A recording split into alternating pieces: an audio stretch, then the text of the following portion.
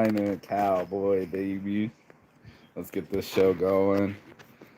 Let's get this show on the road, shall we? Shall we? Boom, baby. Boom. Rise and shine. That's how we do it over here at Saints Brand. We keep shining. And that's what we have to do because change is an inevitable part of life. And this morning we are going to talk about not only stumbling and stuttering over the word inevitable, but rising and shining because change is a constant in this universe. And eventually we're going to have to embrace and drive change. It's one of our core leaderships of, what is it, the tribal leadership, one of these books that I've read. And it's also a core tenet over here at Saints Addiction. We're going to get it in. Let's have a little morning motivation, and we're going to talk about change and how inevitable it is for all of us and how we got to get used to it faster than later. Saints Addiction, let's go. So your boy Saint, rising and shining this morning. I don't have really much time to work out because I'm headed to the airport. I am flying out today because I don't have a flight ticket. That's right. Your boy Saint went into it. I think live chat's going. Okay, cool. Got up into life, and eventually it changes in front of you. Even if you want stability, even if you want to hold tough at your current situation, or you think you can stay the way that you are forever, got news for you, kiddo. Change is inevitable. And that's why we have this conversation. That's why Agent Smith had that conversation with Neo. I'm having this conversation with you this morning. And I'm proved to people just how I have to embrace and drive change. Too bad Tony Hsieh's not alive anymore, man. That was a hell of a book. It's not that he wrote it, but one of those where it needs to be said, right? Like he had tribal leadership, and one of the core tenets, there's like core values. I'm so grateful I read books, bro. Let me put my hands together. So grateful to have some extra knowledge, man. Talk about some just in your head, so when you go to hit the rubber hits the road, something hits back and you can throw it back and be like, oh yeah, that's what that motherfucker said and that's what he meant, or whatever you want to do. And sometimes I see wild hairs. Anyway, let's rise and shine and get this going, shall we? Started crying. I don't want to leave, Me and Michelle, not for nothing, even though I'm 14 years older than her, she's been probably the most steady and best, healthiest relationship I've ever had. When I'm waking up in the morning learning about narcissists and how they beat you to pick a fight so that they can feel powerful. This one just whines. She needs more stick-to-itiveness, and even me crying this morning because I don't want to go and I don't want to leave so soon. And I don't have a plan. She's scared for me. I had to remind her that this is life in general. Like, you got to be up on boss hog, appreciative for all the weed, food, sex that I've been having for the last 6 weeks. And that it's been a blessing to be in 70, 75 degrees with the sunshine shining on me. Waking up every morning, stretching, taking my mornings on slow. That was another one of the Japanese 7 tenets of priceless joys that we have in life. And some of them are just spending time with friends. Some are just going for walks. And some of them are those slow mornings. These are of value more than wealth, right? Your health. And you got to find it, bro. You're going to have to find stuff that means more to you than money, right? That means more to you than time. It's going to be worth your time. Your family, worth your time. Your job, not so much. That career, should I make a family over career? Sure. I probably should, but, change is abrupt. It just, it's so sudden. I didn't expect it to go down this way. And I don't know what to expect in the future anyway. That's what the power of now is. We like to obsess in the past and bring up old shit, old emotions, make us feel that way again. That's that drama. That's that addiction. And then there's future faking, where you're just completely obsessed with the future and what will happen instead of doing something in the now to change what's going to happen in the future. It's all about change. You are not going to stay the same. I was looking at my face these wrinkles on my forehead, and I'm watching them. They said that they're 40-year-old men still staying with their family. It's Step Brothers. We were watching Step Brothers, Will Ferrell, and anyway, John C. Riley looks so older, way much older. I'm like, that guy looks like he's in his 50s. Turns out, when Will Ferrell did that movie, he was 39 going on 40.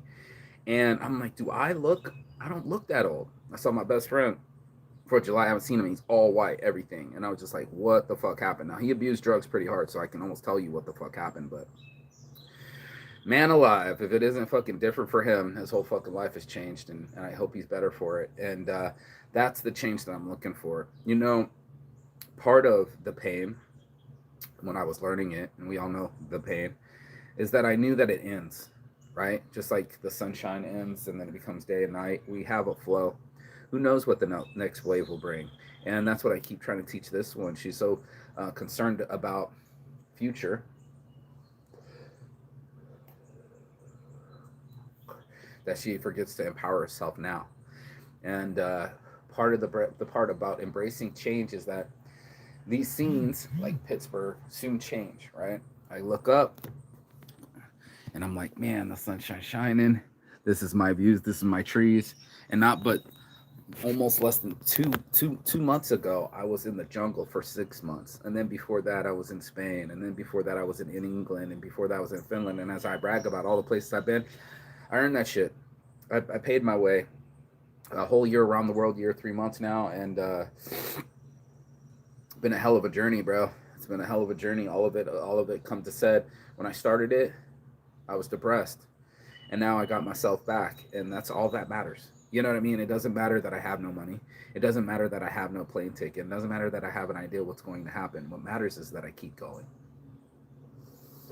And I think that's what most people get stuck on, right? They get stuck on not knowing, so they don't keep going. They don't know the end result, so they never try to start. And I'm like, bro, that's the whole point. The whole point is get something started. Get something that started inside of you. Get something to spark inside of you. Get something to make you rise before your fucking alarm, like I did, and embrace it. It's all about a positive mental attitude. And if I'm gonna sit there, and I love me some Napoleon Hill, man. He's so right, bro. You ain't gonna trust a guy to build a job site for you if he's showing up late, if he has a bad attitude, and you don't feel that person's emotionally stable to come through. And that's who it is. You're going to choose aptitude. And that's who it is. If you need someone to build you a house, you're going to choose their aptitude and their attitude more than anything. And that's what we're looking for as leaders and in entrepreneurs. We're looking for people that step up to a challenge. We figure it out. And one of my favorite shirts is figure it out, because that's what you're going to have to do. You're going to have to figure it out while you're falling to the earth. You already jumped out of the plane and you already jumped out without a parachute. Now you're falling, but you're building a plan as you're falling. And I think a lot of people, they just fall, they succumb, they fold. I call it the human lawn chair, the human transformer, and they fold under pressure. They're just like they've never seen it before. They've never been out of their comfort zone long enough to feel it and feel what it's like to be in an uncomfortable situation, like a headlock or poverty or breakups. It's all part of life, bro. It's all part of the plan. And unfortunately, sometimes the plan doesn't go as planned. And what are you going to do then? And I find that's what really stops a lot of people. That's what holds them, is the not knowing. And that's, I think that's part of the journey, is not knowing. When I first started this journey a year and a half ago, I had no idea that I was going to end up in Pennsylvania. I had no idea what was going to happen. It was a bit of a suicide run. And as my friend told me yesterday, he's having a birthday tomorrow, and he's like, I'm gonna kill myself. And I was like, please don't tell me something like that. Please don't tell me something like that. All the money in the world, and he's lonely and he's suicidal. And it's like, I can't stop him from his depression, his melancholy, his drinking. And you're in a whole different position than me. Here you are with all the money, I have none. But here you are, you're depressed and I'm not. And I was just like, fuck, dude, if that's not the switch of the position, would I switch my shoes for his? Would I gladly say, oh man, I can buy my way out and give me a bunch of fucking money and then I'm instantly saved? But then all of a sudden I'm in another hot path. You know what I mean? You hopped out of the frying pan and into the fire. And a lot of people do that. They just make things a lot worse. They panic. That's not organic. And they stir. It's almost like being a fish, a dead fish in the water. The more you stir, the more the sharks see it. You know what I mean? And the more you calm down and sit still, you can almost punch that motherfucker in the nose, the eyes. They have a lot of sensitive spots, right? The nose, eyes, they're not used to being hit with. But they're used to you running. They're used to you scrambling. They're waiting for that. It's in their instincts to see a ruffle in the waters. It's in their instincts to smell the blood in the water. And it's also in their instincts to smell your fear. And that's unfortunate because all of us are going to just pump out fear when there's like a big dog or a big shark or a big problem, big challenge. I call them challenges over problems. Because if you frame it right, you see that it's pushing you in a different direction, right? Like, how did I get here if I never started there? Well, if I started there in fear, right, and I kept moving, then it became bravery, right? Then it became confidence. All of a sudden, the guy that had no plan, scared to death, is now going to have to find his confidence. And we've seen it before. Hold on a sec. In the, got the burps. Smoking.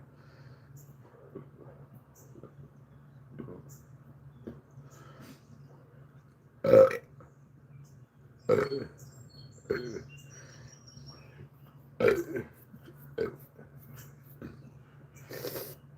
can taste the smoke. It's so weird. Smoke gut.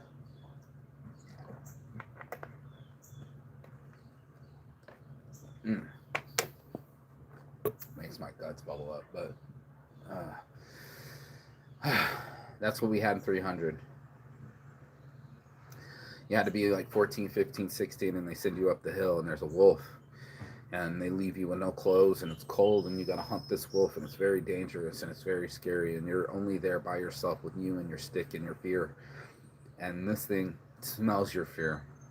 You stare it in the eyes, and you got to fight back, and you only got a spear. This is much what life is like. My mind is my spear. My words are my weapons, and my energy is my effort. And if I can get it to transfer into some sort of momentum, into some sort of action instead of regret, then all of a sudden I turn my outcomes more fortuitous. I don't know how because I haven't done it yet, right? Like I haven't achieved the outcome, but I will paint the picture now with the I don't have a ticket, I gotta go, and I'm gonna figure it out. Into once I have figured it out, a solution shows up, and then you're gonna be like, oh, see, well, it all worked out. But right now, I have no idea how it's going to work out. Like literally, I have no idea how it's going to work out. I literally have no money, not even to eat. I got a couple snacks and granola bars and things like that. But that's the journey. I want it more than food. You know, I want it more than shelter. I want my success more than security. And I don't know how else to explain that. Maybe that's a disease. Maybe it is like gambling, right? Where you don't really calculate that you're about to lose your house or that you're about to lose your shoes or the shirt off your back. You literally are just trying to take a chance and any chance to be a winner, to break your circumstance. And I think that's what you're going to have to do. A little risk it for the biscuit for sure. Sitting isn't going to make it happen. A non-action play isn't going to get some action out of you. For sure, it's going to keep you in the same position, and that's why the change is inevitable. It's not like you get to sit unlike everybody else. No, you get to age like everybody else. The sun goes up and down for everyone, and it's the full 24 hours that we all get to live. It's not like I get to escape the matrix. I just get to escape the mentality of the matrix, right?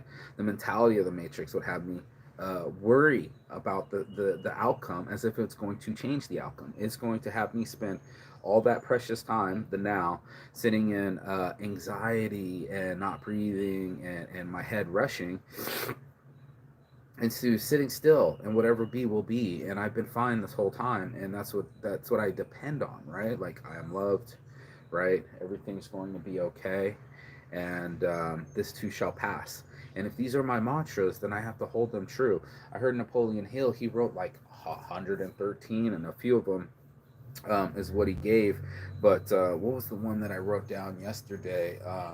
If you, well, obviously, if you can believe it, um, uh, if you can see it and believe it, you can achieve it. That's his core motto. That's almost like Napoleon Hill 101. But what else did he say? Come on, Mark, the other day. Where he said, Tools. Work it. Come on, Napoleon Hill. Oh, always do more work than you're paid for. And it's something that I think a lot of people, they try to convince the other monkey to pay them more than what work they do. It's kind of like a bait and switch, another bait and switch, you know. Pay me the most amount of money that I can get, like a salary for, and I'll jack off and ride the hours just to get a paycheck. Than the person that's passionate about what they're doing, that's going to make shirts yesterday, and right before he leaves, make sure that his girl's got two shirts and an apron, and make sure that I got rid of all 50 of my shirts that I got in Finland. I'm down to the 5 shirts that I left, the big 2XLs in Thailand.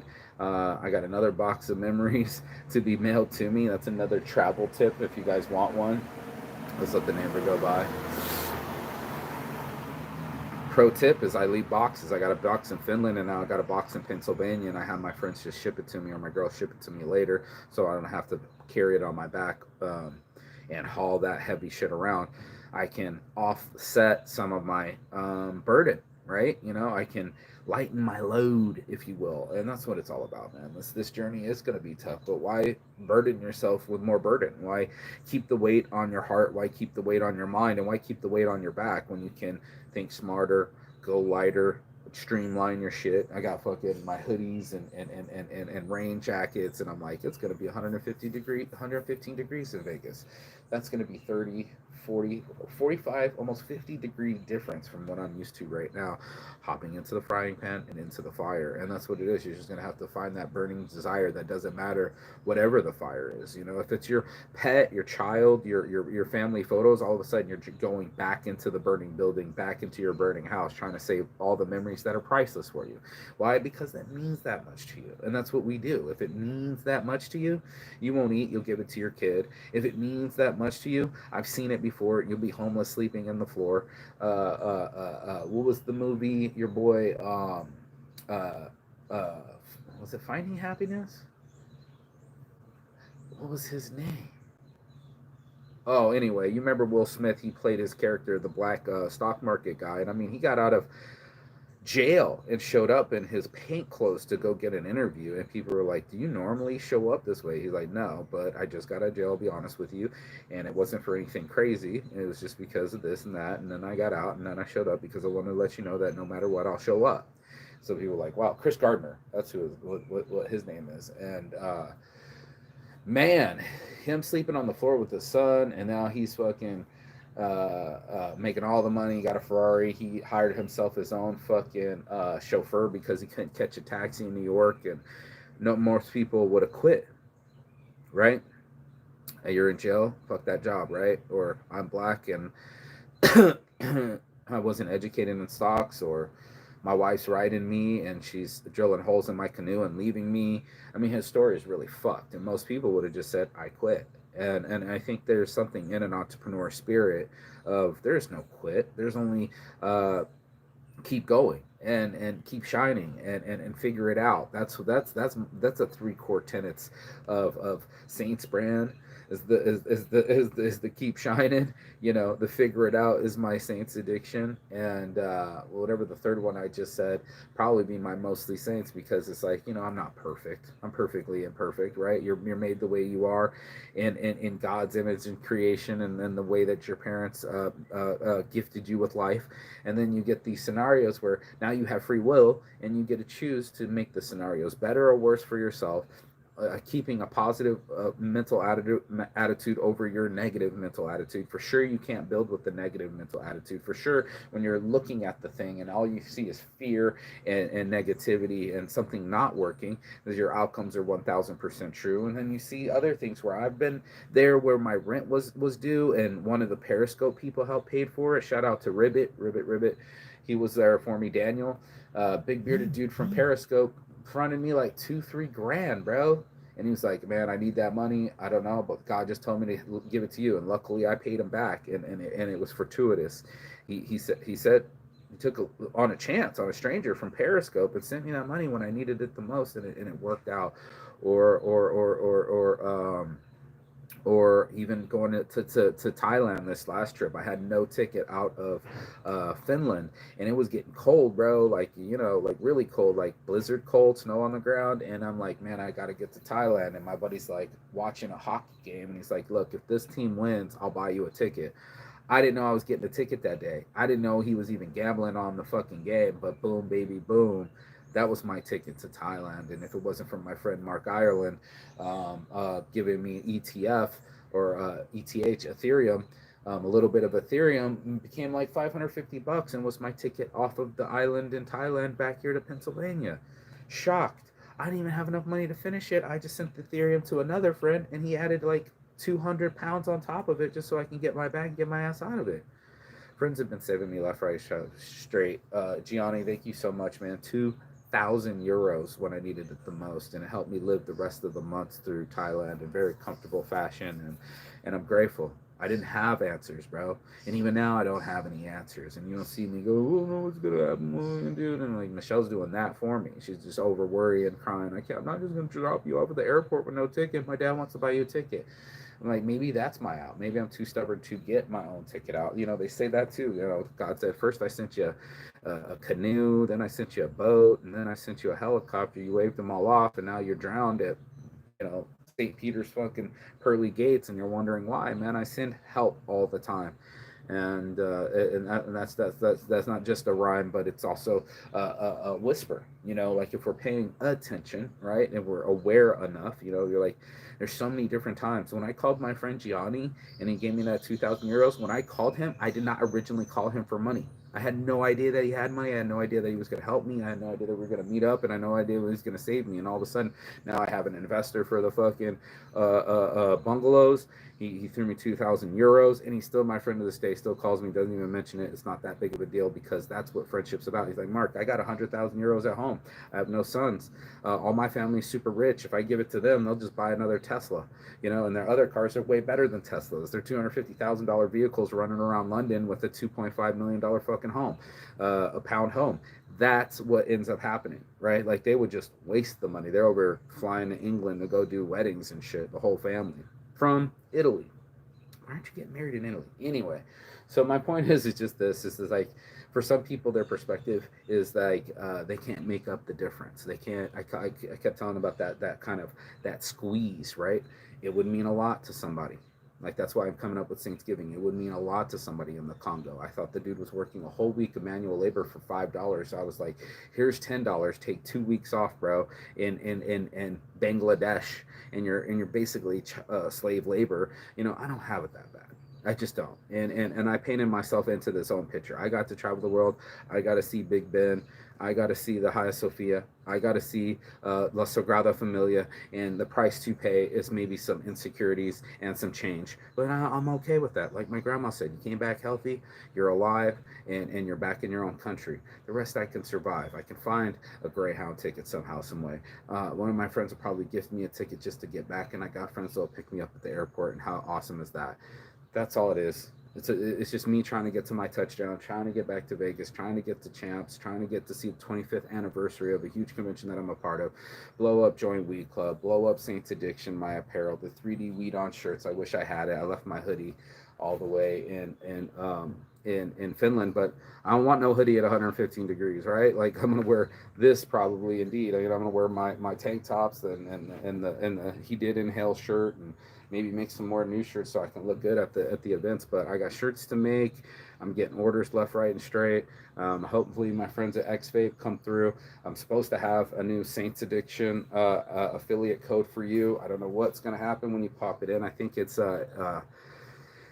free shipping over $100 purchase. Any of their XVape products, the Fog, the fucking or the Cheech and Chong Mamba. There's so many different. You can put fresh herbs in it and smoke it, and so many cool devices. And they might even make Rokin. So I got Rokin vapes and XVapes, both giving me a Saints Addiction affiliate code. Try to pop it in there. See if you can't get a discount. That would be dope. And Yeah, man, that's the change. I'm just keeping a positive mental attitude towards it because I know that a negative mental attitude will just destroy it, and that's what ended up happening with this. The girlfriend freaked out, told the dad, "Dad's like, you're too expensive, get him out of there." And next thing I know, he's coming here to kick me out on a beautiful day, even though everything's cool. We're making great love, we're getting along great, and we finally cohabitate. Shake, shake, shake, just like that. Boom, change. And I mean, I didn't expect it. I didn't know what was going on, but here it is. And I wish I had more planning, but I had to save the empire. I spent over $500 on domain names just to keep things like movies on shirts, or what was the other one that we bought that I wanted so bad? Motivated Juice, and what else that got kept? A lot of my domain names that were worth fucking monies. I spent it on that. So it's not a lack of trying. It's not a lack of earning.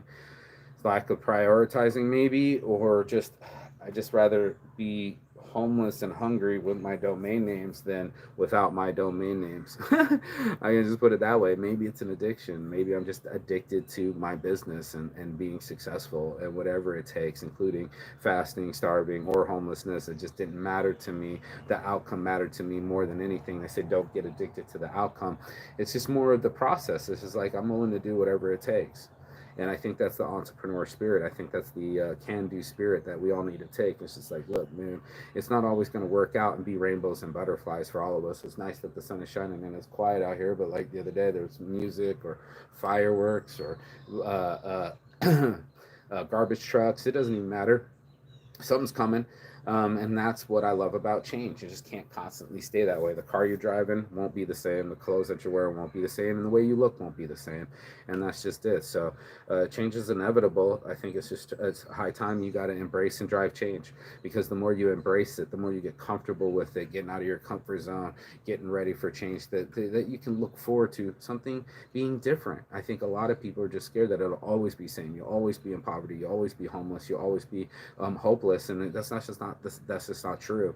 I couldn't stay depressed because I was drinking the water, I was walking, and I was traveling, and I gave myself other objects to obsess about. And sure as shit, after about a year, I stopped thinking about my child every morning, and I just started getting up and started thinking about my health and my exercise and the things that I could control.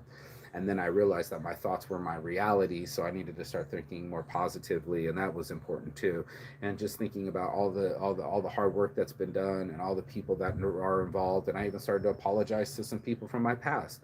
There's people that I know in the community that I rubbed wrong or something went wrong. I just fucking hit them up. I was just like, yo, bro, my bad. It's probably my ego, and I'm not dying with any regret in my heart or in my mind and in my life. So let me apologize if it's on me. And he's like, dude, you're amazing. I want to work with you. We got the saucy caps. He invented something really cool. He got the patent so you can get some juice when you take your drink. It clips on top of the can. Shout out to you, Josh. So I added Josh, added PJ, added all these people that I had like little friction with. Richie, sorry, Richie, and they all deserve apologies. They all deserve sorries, and in fact, I deserve the letting go of old frustrations. I'm 44, bro. That was so long time ago. I can't even remember some of the arguments, and I don't want that angst in me anymore. So to level up, learning how to learning conflict better, and to level up, embracing and driving change, and to level up, eating hope instead of fear for breakfast. That's what it seems to be, and that's what's changed my outcome the whole time. So as I sit right here, right now, no clue what's going to happen. I'm just showing up to the airport. My bags are packed. Just drop me off. We'll see what happens. Phones are charged. Laptops charged. Let's make it happen, Captain. And that's what this morning marijuana motivation is all about. For all those that think that I got it all figured out, or maybe I'm doing something different than you, or I got magic and you don't. No, ma'am, no, sir. The magic's in your mind. It's in your positive mental attitude, and it's in the way that you embrace and drive change. And if you're okay with all these things, then you'll know that you kept a better attitude through the flow of your life than to bitch and moan throughout the whole experience and hate the process that built you. And that's not what Saints Addiction is all about. The addiction turned me into my saintlyhood, and I'm grateful for it. So peace and love. And as always, Chigatan. That means goodbye, but not forever in Finnish. And I will see you on the other side as soon as you like, share, and subscribe. But that's the other side of your fear, the other side of your excuses. It's the other side of the world. Because that's where it all lies in. You know, our best is on the other side. And that's what we need to know. Everything you want is on the other side of fear. And that's your morning motivation. I hope you got something out of this. If you did, give it to a friend. They might need it. Just that's what we do in the end. Peace. Ciao. Beijos, pelos. I gotta get to the airport.